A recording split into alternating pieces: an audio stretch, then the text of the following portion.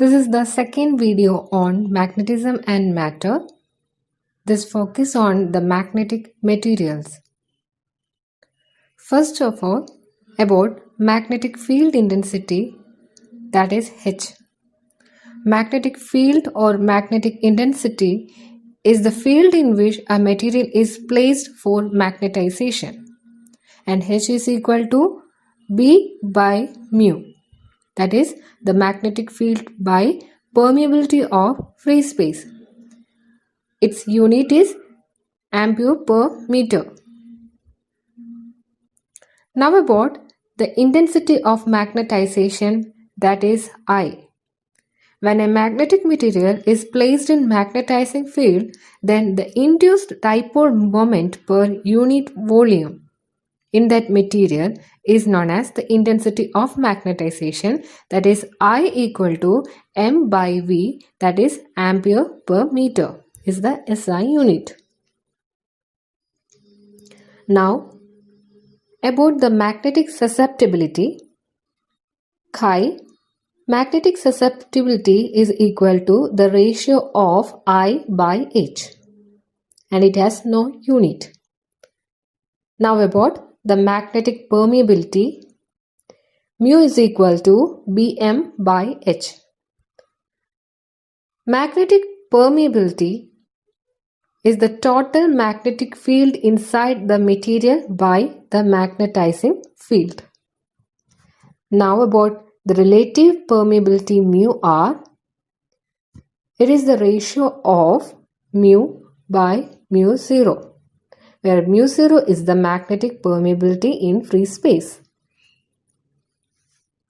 Now about the relationship between the permeability and susceptibility. Mu R equal to 1 by chi m. Very important equation.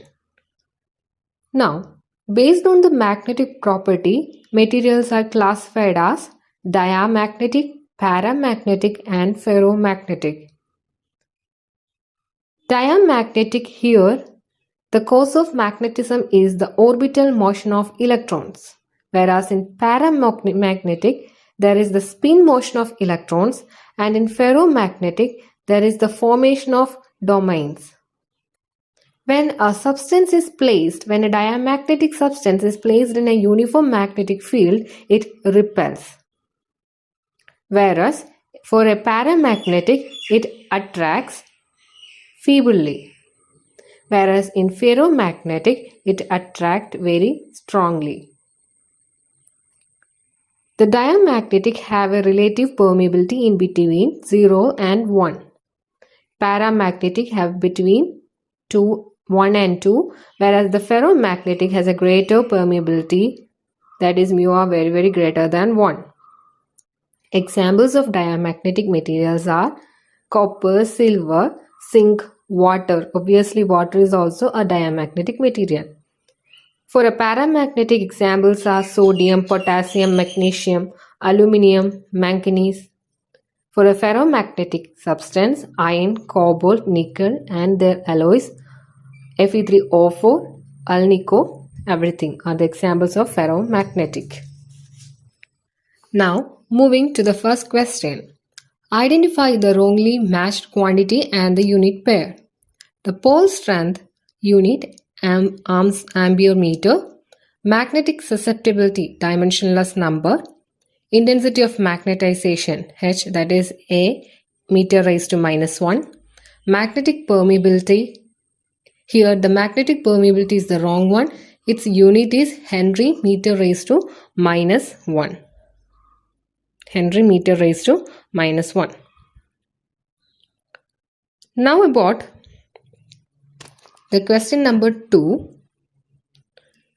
The temperature of transition from ferromagnetic property to paramagnetic is A. Transition temperature, B. Critical temperature, C. Curie temperature, D. Triplet temperature. Here the answer is the Curie temperature. In this temperature, a ferromagnetic substance is changed to paramagnetic.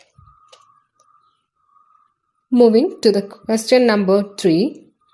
If the susceptibility of dia, para and ferromagnetic materials are psi d, psi p and psi f, then there are relations given and the relation answer is A, that is the susceptibility of diamagnetism is lesser than susceptibility of paramagnetism, which is also lesser than the susceptibility of the ferromagnetic material. So the susceptibility of the ferromagnetic is the largest one.